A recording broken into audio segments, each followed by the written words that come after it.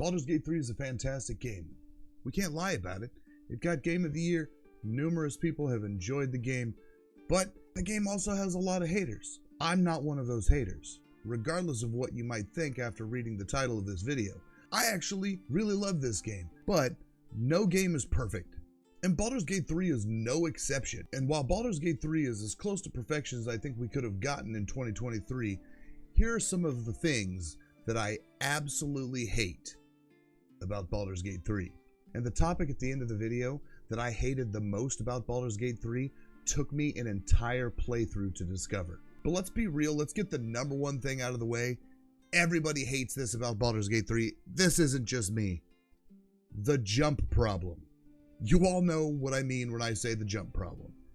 You're exploring the map, you're going along about your merry business, and then you're just about to start a thing, or you find yourself in combat and you're like, wait a second.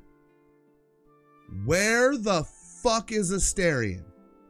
And he's somewhere about 100 yards back, twiddling his thumbs on the top of a cliff that he refused to make the jump, even though he could have done that without knocking himself prone.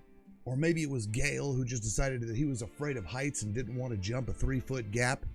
Needless to say, the jump situation is absolutely annoying. It is the most annoying thing about the game. Well, maybe first or second only to the next thing that I'm going to mention, and that is the misclick in talking to characters. I wish there was a hotkey to hold down when I'm clicking to initiate conversation. To this day, I still try to click and drag to highlight all of my characters because I played so much of Baldur's Gate 1 and 2 growing up, as well as many other CRPGs that have the same control scheme. But I absolutely hate when I'm moving across a map and one of the characters moves into the path of my cursor and I initiate a dialogue that now I have to back out of for like the 50th time this playthrough.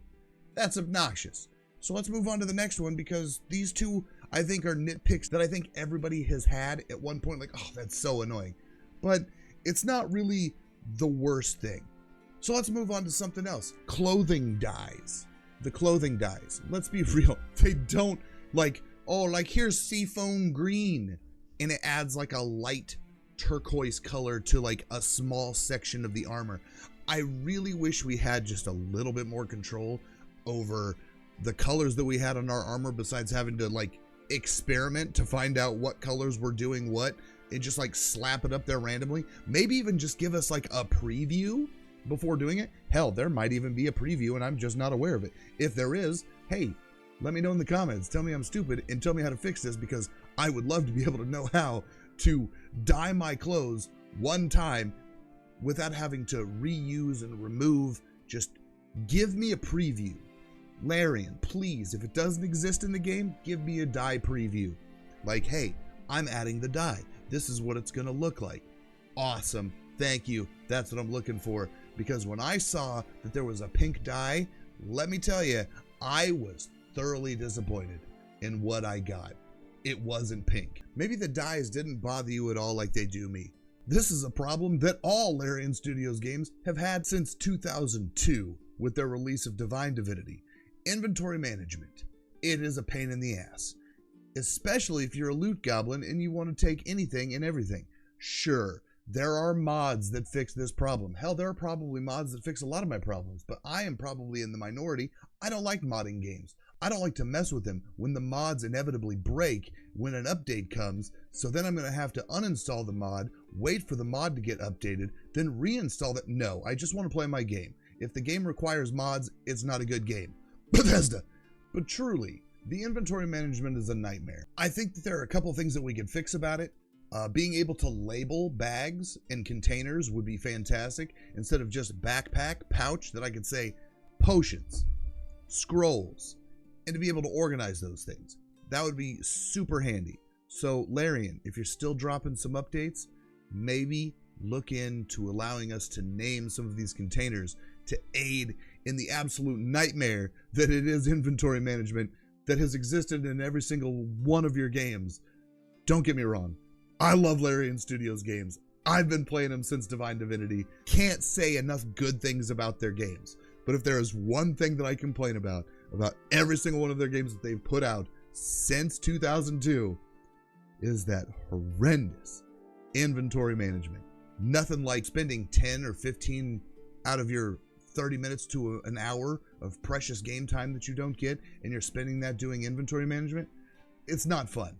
So maybe find a way to fix it. Some auto sorting features. One of the main things that I would like to see also is auto stacking.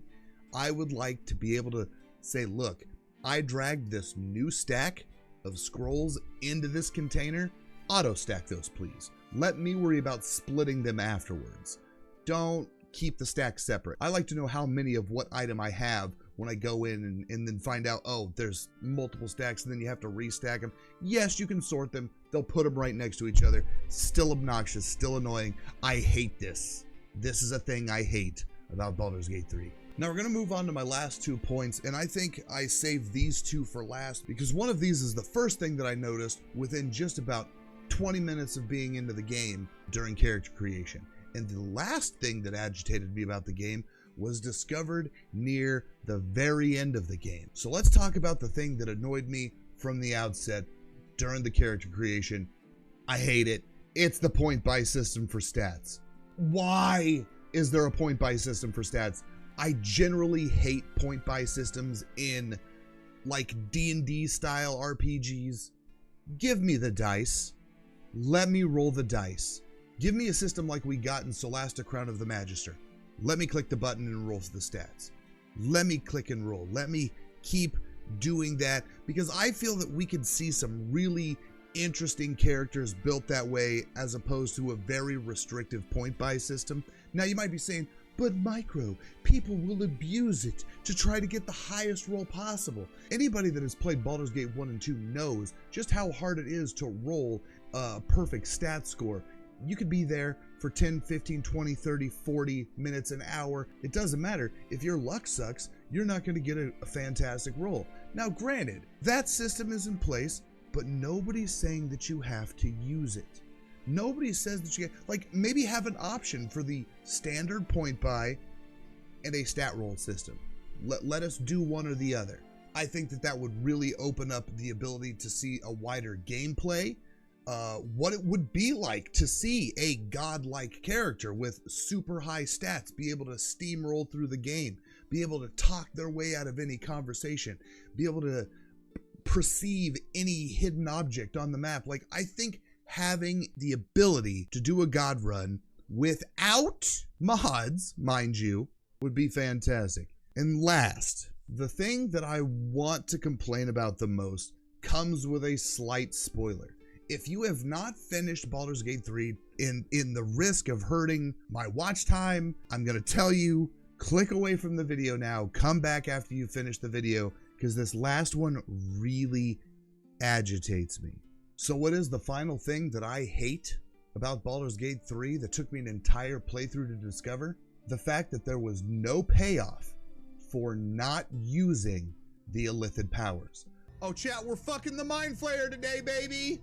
When the game was first announced, I was sure, like, oh, we could use the Illithid powers, we could upgrade them. The first thing that I thought of was, I'm going to do a good character run where we do not insert any of the tadpoles, we do not use any of the Mind Flayer abilities, because there has to be some secret congratulations, pat on the back, you did a good job without using these evil powers.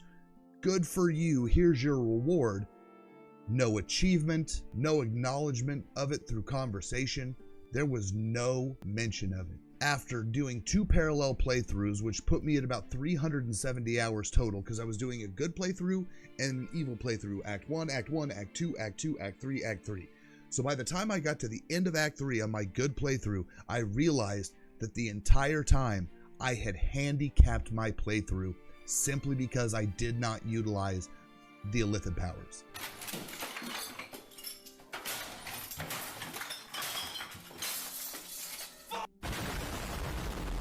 And in a game where all of your decisions seem to have some major impact and come to light later on in the story, this is one decision that there doesn't seem to be any accounting for. Maybe I missed something. Maybe there was some small bit of conversation that pointed to the fact that I didn't use these powers, but there wasn't. I didn't see any. There was no extra good ending for not utilizing these powers. So by the end of Act 2, in my evil playthrough, I'd already noticed a huge jump in power by simply having these extra abilities at my disposal.